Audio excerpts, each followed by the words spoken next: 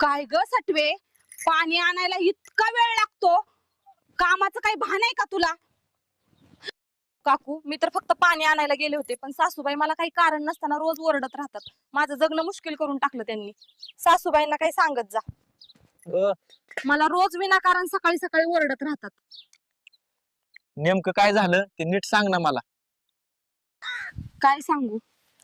रोज सकाळ झाली की सासूबाई काहीही कारण काढून माझ्यावर ओरडायला लागतात.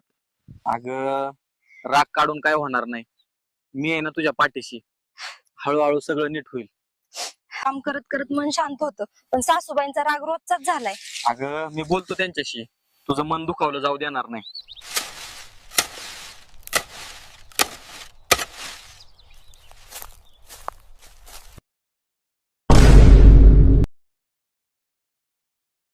कामाला आलेले आहेत का गप्पा मारायला? घरात काही काम नाही का? इतकं मोकळं बसायला वेळ कसा मिळतो तुम्हा दोघांना? मी काय चूक केली ते तरी सांगा ना. सगळं दोष माझाच का? हो. गप्प बस. आता तुम्हीच सांगा ना. इतकं काम करून पण माझ्या जीवाला सुख नाही.